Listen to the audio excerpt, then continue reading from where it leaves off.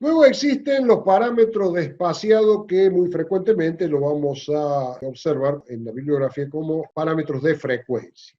Dijimos que íbamos a ver un solo parámetro que era el RSM o distancia media entre las estrías, que lo estamos observando allí en pantalla. Es en una longitud de muestreo el promedio entre lo que podríamos denominar paso entre las marcas a lo largo de una longitud de muestreo.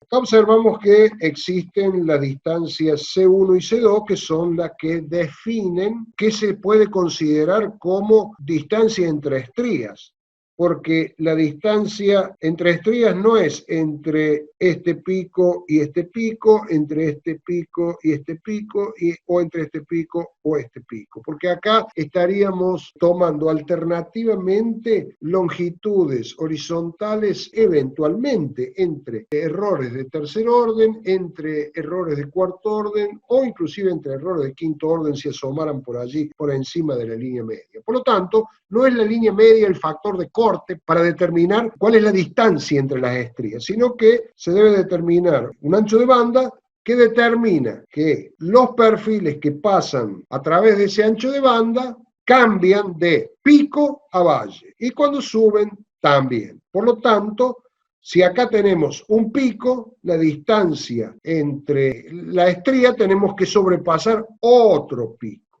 y no un pico diferencial, o sea, de menor orden. La distancia C1 y C2 puede estar especificada. No todos los rugosímetros, solo los rugosímetros más potentes admiten que se les cargue, que se les indique ese valor. Si el rugosímetro está preparado para que se le indique el valor de C1 y C2 y nosotros cuando medimos directamente no lo indicamos, toma por default el valor del 10% del RZ, o sea, mide el RZ sin que nosotros se los pidamos probablemente y determina cuál es esa banda en función al RZ calculado, insisto, toma el 10%, y luego determina el esquema de las estrías y determina el paso de las mismas, y por lo tanto está en condiciones de determinar el RSE. Los parámetros de espaciado no son muy frecuentemente utilizados en los planos. Los ingenieros de producto en general prefieren indicar parámetros de amplitud, que son en general los que realmente causan los mayores problemas de funcionamiento. Tienen esa lógica, ciertamente. Pero de hecho que existen también la forma de medir las desviaciones microgeométricas de manera horizontal. Y por último existen los parámetros híbridos, que es la combinación de desviaciones verticales con desviaciones horizontales. El parámetro híbrido por excelencia es la relación portante del material del perfil. La relación portante indica la cantidad de material portante, o sea, material que es capaz de soportar un esfuerzo a una cierta profundidad del pico más alto. Sobre el pico más alto se traza una línea de referencia paralela a la línea media.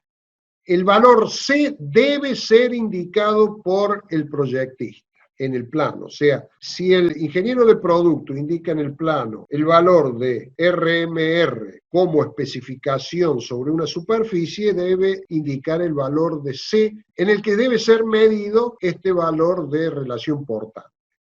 Y responde a la siguiente fórmula: se suman todas las longitudes portantes elementales y se las divide por la longitud de evaluación, multiplicado por 100.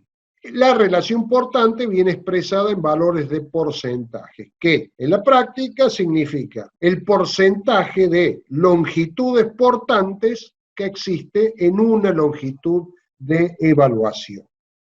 Y esto puede tener el siguiente significado desde el punto de vista del ingeniero de producto que especifica este parámetro, relación portante en un plano.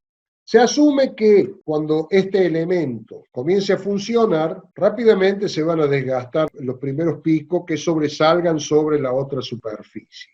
Entonces, lo que está estableciendo aquí, entre otras cosas, podría ser el límite de desgaste admisible hasta que la superficie realmente tenga la capacidad de soportar el esfuerzo para el cual fue diseñada.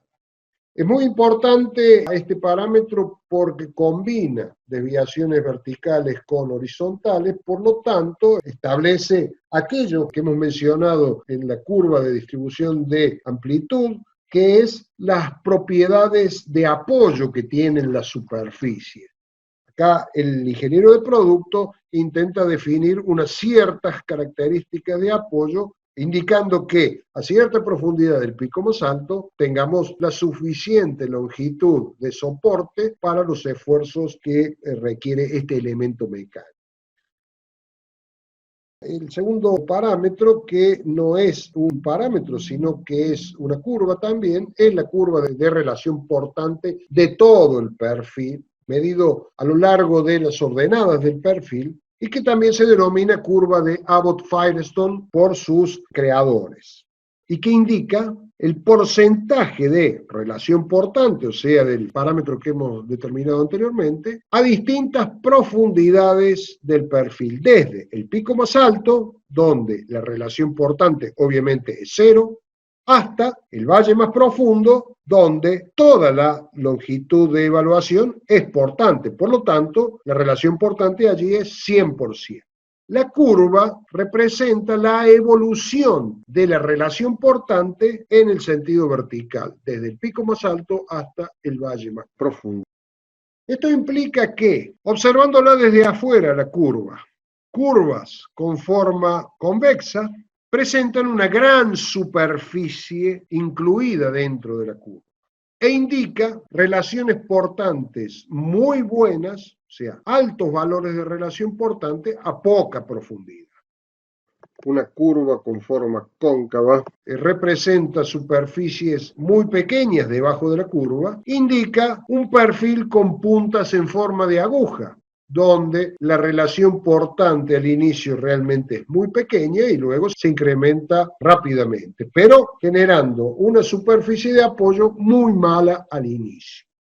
La mayoría de los rugosímetros modernos, inclusive los rugosímetros más elementales, los rugosímetros portátiles, en general tienen la capacidad para determinar la relación portante y la curva de relación portante.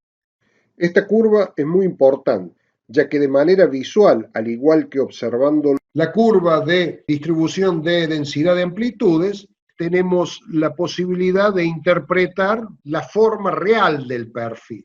No solamente por un parámetro, un número, que no nos indica con seguridad la forma. Nos da una idea clara de las desviaciones, pero no de la forma del perfil.